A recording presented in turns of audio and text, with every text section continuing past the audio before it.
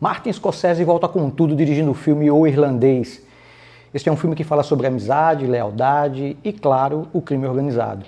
Um assunto que ele conhece como poucos, e é sobre esse filme que eu vou falar nesse vídeo, logo após a vinheta.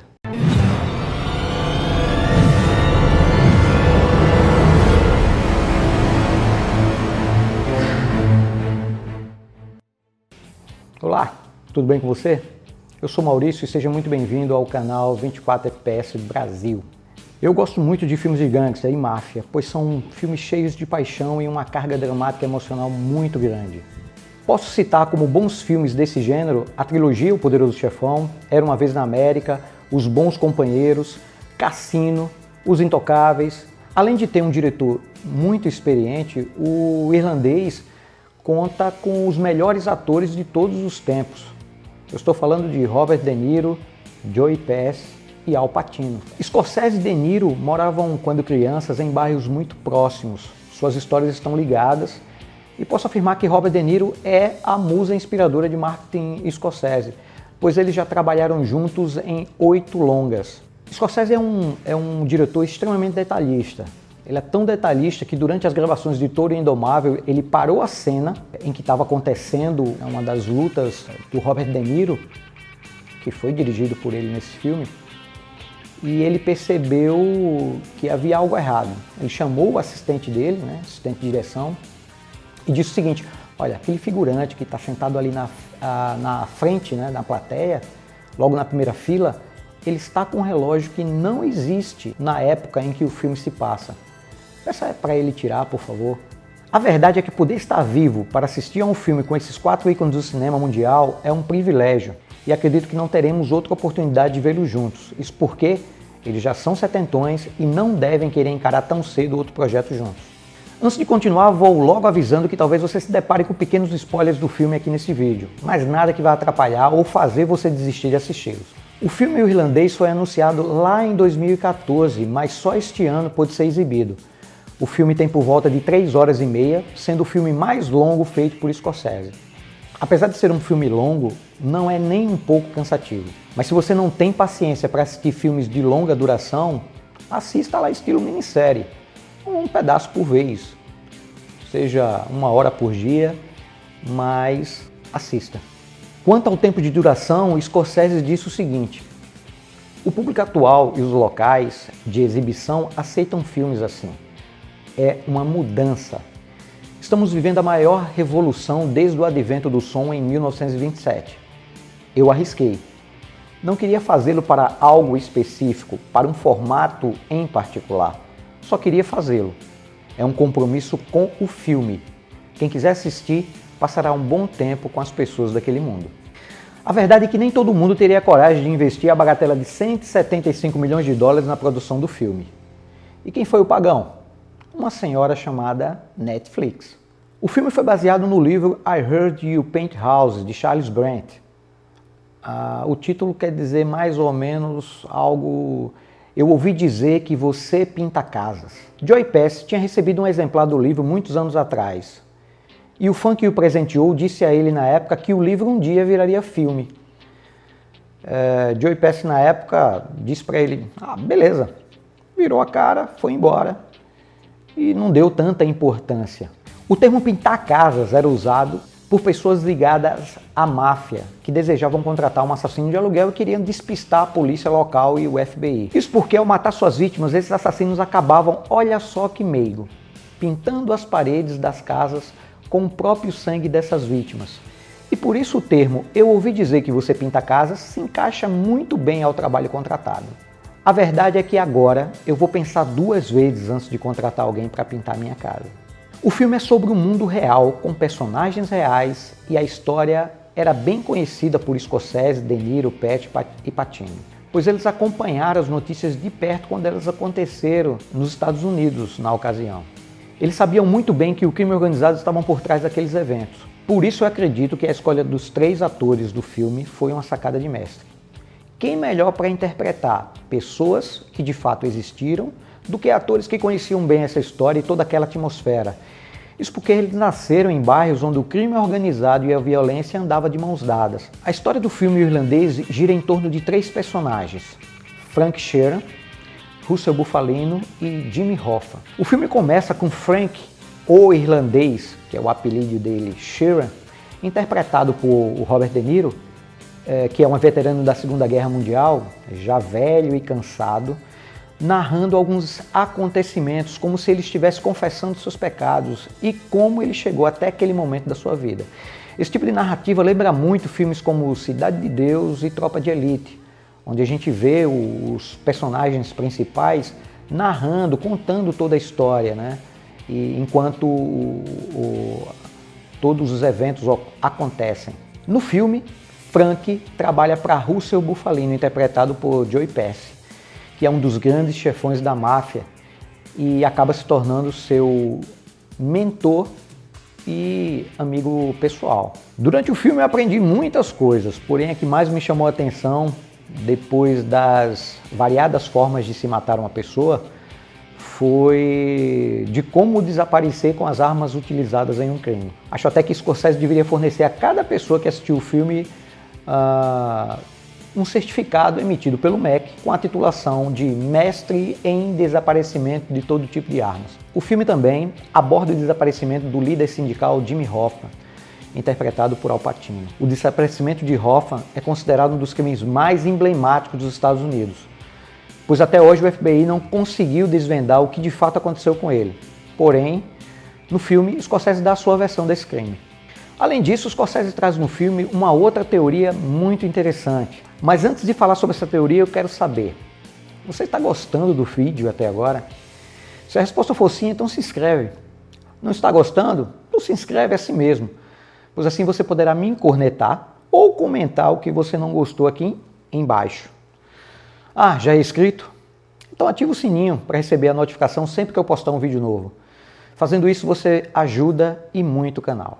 Dado o recado, eu volto com a outra teoria de Scorsese no filme. Ele alega que as misteriosas mortes dos irmãos Kennedy aconteceram a mando do crime organizado, ou seja, da máfia. Teoria da conspiração? Não sei dizer. O que sei é que o argumento apresentado no filme sobre a morte dos dois, para mim é muito convincente e essa será a história que contarei aos meus tataranetos, pois é muito mais legal do que a versão oficial dada pelas autoridades americanas.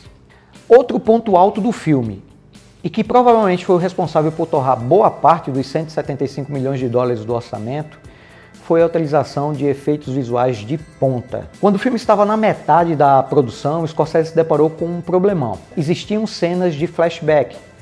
Essas cenas são muito importantes, você quando assistir vai perceber, pois elas permitem contar a história de forma não linear e que, por sinal, o Scorsese faz muito bem no filme. Mas a questão é que para fazer isso ele precisaria de atores novos para fazer os papéis dos personagens, do De Niro, do Pacino e de Pesci. Ele não queria ter que explicar tudo de novo e tem também toda a questão corporal que os novos atores precisariam copiar dos atores mais velhos e ele não estava, na verdade, a fim de fazer isso. Como é que ele solucionou esse problema? Entra em ação um cara chamado Pablo Helma, que é um supervisor de efeitos visuais da ILM. Essa é a empresa que foi fundada por George Lucas, né, quando ele começou a filmar Star Wars, lá na década de 70. Pablo Helma foi responsável pelos efeitos visuais de vários filmes, como Star Wars Episódio 2, O Ataque dos Clones, Battleship, A Batalha dos Mares, Tartarugas Ninjas, o filme A Múmia e também O Irlandês. Ele chegou para Scorsese e disse o seguinte, que ele estava trabalhando com algo que permitia rejuvenescer pessoas nos filmes. Na verdade, essa técnica se chama de-aging e permite tanto envelhecer quanto rejuvenescer os atores digitalmente. Ela não é uma técnica nova e já foi utilizada em muitos filmes, como por exemplo Tron, O Legado, para rejuvenescer o personagem de Jeff Bridges, no novo filme do Will Smith, Projeto Gemini, em vários filmes da Marvel, incluindo a famosa cena do Chris Evans, o Eterno Capitão América, quando ele estava envelhecido, né, e entrega o escudo para o seu sucessor no filme Os Vingadores Ultimato. E também no filme O Curioso Caso de Benjamin Button, onde usam e abusam dessa técnica no Brad Pitt. Contudo, o Pablo Helm ele conseguiu melhorar essa técnica, evitando que os atores precisassem usar roupas especiais e aquelas bolinhas que são espalhadas pelo corpo e pelo rosto, que servem de marcadores para capturar as feições e os movimentos dos atores, o que provavelmente iria incomodar os atores veteranos, né? Eles provavelmente não iriam querer gravarem com toda essa parafernália. Para isso, o Pablo Helm disse o seguinte para o Scorsese, que ele não se preocupasse, que ele iria utilizar câmeras com 3 lentes para captar todos os movimentos dos atores e com isso não seria necessário mais nenhum marcador e ele iria conseguir fazer esse processo de rejuvenescimento sem problema algum. E olha, esse recurso melhorado foi muito bem executado no filme O Irlandês. E é com certeza um show à parte e deve ser premiado, provavelmente no Oscar. Agora eu vou falar sobre o que eu acho que esse filme pode conquistar no que diz respeito à premiação. Se você me perguntar qual será o grande filme do Globo de Ouro e do Oscar 2020, eu diria que O Irlandês provavelmente vai passar por cima de todos os outros indicados e será o grande vencedor na maioria das categorias que disputar. Aí você pode me perguntar, mas Maurício, um filme de um serviço de streaming como a Netflix pode concorrer ao Oscar? Sim, querido Padawan, pode, desde que ele atenda alguns requisitos. Mas o principal é que o filme precisa ser lançado a partir do dia 1º de janeiro até o dia 31 de dezembro do ano que antecede a cerimônia do Oscar. Ele tem que ser exibido nos cinemas dos Estados Unidos e isso foi feito, mas não foi nada fácil fazer com que esse filme fosse exibido. Isso porque as grandes cadeias de cinema dos Estados Unidos se recusaram a exibir o filme por não concordar com o plano da Netflix de liberar o filme 3 semanas após sua estreia nos cinemas.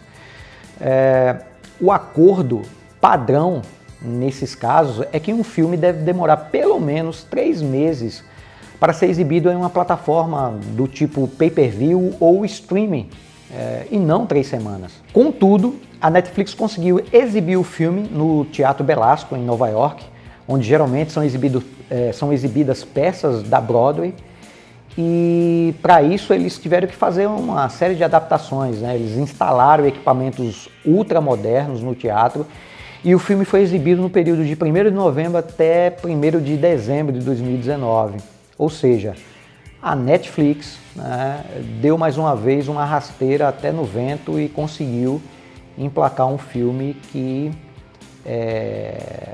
provavelmente vai dar muito dinheiro e muitos prêmios a ela. Na primeira semana de lançamento na plataforma Netflix, o filme O Irlandês foi visto em mais de 26 milhões de lares. É mole? Pelo visto, a polêmica em que Scorsese se envolveu ao dizer que os filmes da Marvel não são cinema não afetou de forma alguma o seu filme, que na minha opinião, mais uma vez, é o grande favorito das principais premiações da 7ª arte em 2020. E digo isso porque o filme acabou de ser indicado ao Globo de Ouro de melhor filme de drama, melhor ator coadjuvante para Al Pacino e Joe Pesci, melhor direção para Martin Scorsese e também melhor roteiro. E tem tudo para levar todos os prêmios no 77º Globo de Ouro, que acontecerá no dia 5 de janeiro de 2020. Então coloque já na sua agenda para acompanhar essa cerimônia de premiação. Quanto às indicações para Joe Pesci e Al Pacino para melhor ator coadjuvante, confesso que não foi nenhuma surpresa para mim. Eu já tinha conversado com alguns amigos meus logo após assistir ao filme e disse, antes de sair os indicados ao Globo de Ouro, para eles, que ambos mereciam concorrer. Acho que essa dobradinha deve acontecer também no Oscar. Eu acredito que eles devem ser indicados também. E digo mais, acho que, mesmo que seja remota, há uma possibilidade dos dois dividirem esse prêmio. Eu acharia fantástico, acharia fenomenal se isso acontecesse. E entraria para a história. Você pode dizer, você está maluco, Maurício? De jeito nenhum. Pois isso não é nenhuma novidade, já aconteceu antes. Na cerimônia do Oscar de 1932, Wallace Beery, pelo filme O Campeão, e Frederick Mark, pelo filme O Médico e o Monstro, dividiram o prêmio de melhor ator. E no Oscar de 1969, Katharine Hepburn, pelo filme O Leão no Inverno, e Barbra Streisand, elas empataram na categoria de melhor atriz. Mas se o Globo de Ouro ou o Oscar for dado para Joey Pesci e Al Pacino, seria um feito inédito, já que os dois atores estão no mesmo filme. E nunca dois atores de um mesmo filme conseguiu conquistar nenhuma premiação. Isso é algo que nunca aconteceu em nenhuma dessas cerimônias. Entretanto, pode ser que De Niro ganhe uma indicação ao Oscar. Isso porque muitas vezes os indicados ao Globo de Ouro nem sempre são os mesmos do Oscar. Eu digo isso porque De Niro tem um ponto a seu favor. Ele foi indicado ao prêmio de melhor ator pelo Critics' Choice Award, que é um evento que serve como uma espécie de termômetro para o Oscar. Geralmente, as indicações e premiações que acontecem nesse evento costumam ser repetidas na cerimônia do Oscar. Então fique ligado, pois a próxima edição da premiação do Critics' Choice Award irá acontecer no dia 12 de janeiro de 2020 e a do Oscar no dia 9 de fevereiro de 2020. Então eu não vejo a hora que esses eventos cheguem para